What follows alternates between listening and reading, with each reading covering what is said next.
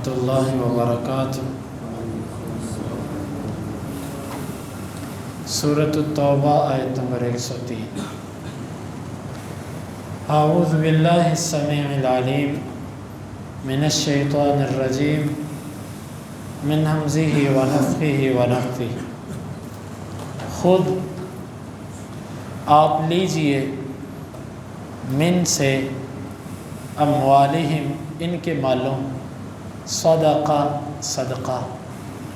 تطہر آپ پاک کیجئے ہم ان کو وتزکیہم اور آپ ان کا تزکیہ کیجئے بہا اس صدقے کے ذریعے وصلی اور دعا کیجئے علیہم ان پر ان بے شک صلاتک آپ کی دعا سکن سکینت ہے لہم ان کے لیے واللہ اور اللہ سمیع خوب سننے والا ہے علیم جاننے والا ہے۔ علم کیا نہیں یعلم انہوں نے جانا ان بے شک اللہ ہوا وہی یقبل قبول کرتا ہے التوبۃ توبہ کو عن سے عبادہ اپنے بندوں ویأخذ اور وہ لیتا ہے الصدقات صدقوں کو زکوٰۃوں کو قبول کرتا ہے وَأَنَّ اور بے شک اللہ ہوا وہی التواب خوب توبہ قبول کرنے والا ہے الرحیم رحم کرنے والا ہے۔ خذ من اموالہم صدقۃ تطہرہم وتزکیہم بہا آپ ان کے مالوں میں سے صدقہ لیجئے اور آپ ان کا تزکیہ کیجئے اور ان کو پاک کیجئے اس صدقے کی وجہ سے وصلی علیہم اور آپ ان پر دعا کیجئے ان صلاتک سکن لہم بے شک آپ کی دعا ان کے لیے سکون کا باعث ہے واللہ سمیع علیم اور اللہ تعالی خوب سننے والا جاننے والا ہے۔ الم یعلموا ان اللہ هو یقبل التوبۃ عن عبادہ کیا انہوں نے جانا نہیں بے شک اللہ وہی اپنے بندوں سے توبہ کو قبول کرتا ہے ویأخذ الصدقات اور وہ ان کے صدقات کو قبول بھی کرتا ہے وَأَنَّ اللَّهَ هُوَ التَّوَّابُ الرَّحِيمُ اور بے شک اللہ تعالیٰ خوب توبہ قبول کرنے والا رحم والا۔ غزوہ تبوک سے پیچھے رہنے والوں سے آپ نے زکوٰۃ وصول اور صدقہ وصول کرنے سے بھی انکار کر دیا کہ آپ کے صدقات بھی قبول نہیں کیے جائیں گے۔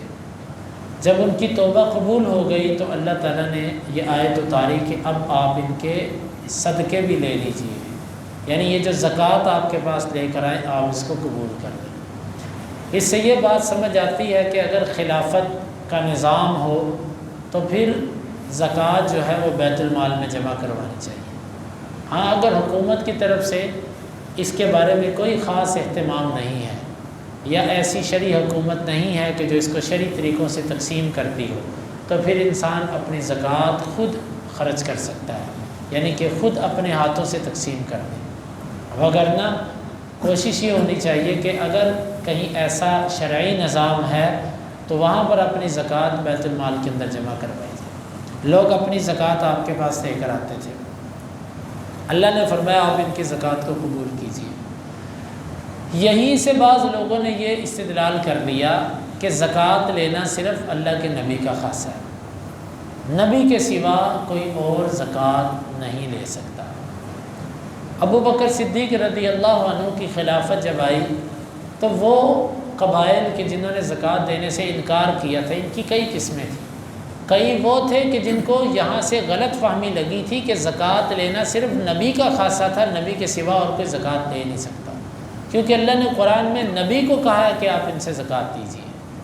اور کچھ ایسے تھے کہ جو بالکل ہی کہتے تھے ہم نے دینی نہیں۔ تو اس میں کئی قسمیں تھیں ارتداد کی۔ تو ابو بکر صدیق رضی اللہ عنہ نے کہا اس فہم کو قبول نہیں کیا۔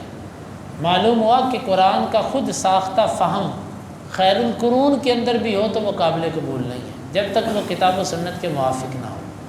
تو لہٰذا کسی کا بھی فہم اس وقت تک حجت نہیں ہوتا جب تک وہ کتاب و سنت کے مطابق نہ ہو جائے۔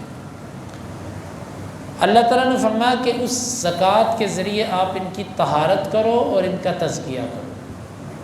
اللہ کے راستے میں زکوٰۃ دینے سے، صدقات دینے سے انسان کو جو فوائد حاصل ہوتے ہیں ان میں ایک فائدہ طہارت ہے۔ طہارت بخل سے بھی اور مال کی حرام کی امیزش سے بھی۔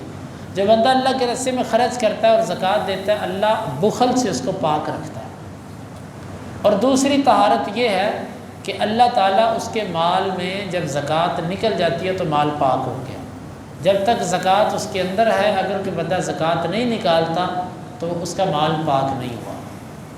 تو گویا کہ زکوٰۃ کے ساتھ انسان کے نفس کی طہارت بھی ہوتی ہے، بخل اور کنجوسی اور یہ چیزیں دور ہوتی ہیں، اور انسان کا مال بھی پاک ہوتا ہے۔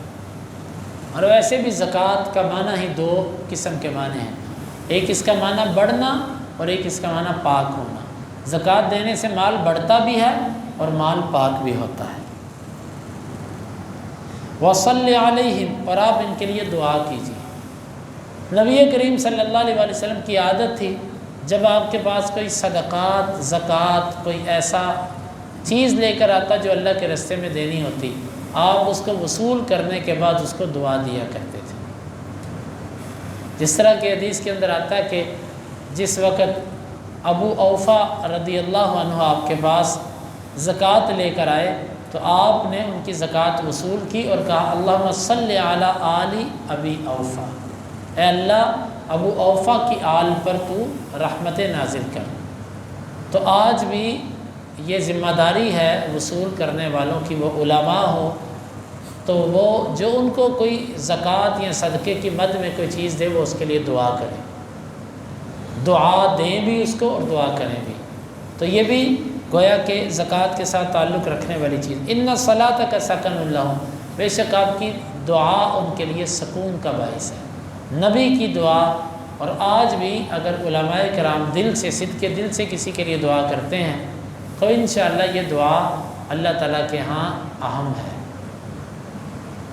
جب علماء انبیاء کے وارث ہیں تو انشاءاللہ العزیز ان علماء کی دعا بھی اللہ تعالیٰ کے ہاں انشاءاللہ العزیز وہ قدر رکھتی ہے۔ آپ کی دعا ان کے لیے سکون کا باعث ہے۔ واللہ سمیع علیم، اور اللہ تعالیٰ خوب سننے والا اور جاننے والا ہے۔ الم یعلموا ان اللہ هو یقبل التوبۃ عن عبادہ، کیا انہوں نے یہ جانا نہیں کہ اللہ ہی توبہ قبول کرتا اپنے بندوں سے؟ یعنی یہ جو توبہ ہے یہ اللہ نے قبول کی ہے، کوئی بندہ توبہ نہیں قبول کر سکتا۔ اللہ جب چاہے تو توبہ قبول ہوتی ہے، اللہ نہ چاہے تو توبہ قبول نہیں ہوتی۔ وَيَأْخُذُ الصَّدَقَاتِ، اور اللہ ہی ان کے صدقے اور زکوٰۃوں کو قبول کرتا ہے، اگر وہ نہ چاہے تو نہیں قبول ہو سکتے۔ وَأَنَّ اللَّهَ هُوَ التَّوَّابُ الرَّحِيمُ، اور بے شک اللہ تعالیٰ خوب توبہ قبول کرنے والا اور رحم کرنے والا ہے۔ اللہ رب العالمین سے دعا ہے کہ اللہ تعالیٰ ہمیں ان مسائل کو سمجھنے کی اور عمل کی توفیق عطا فرمائے۔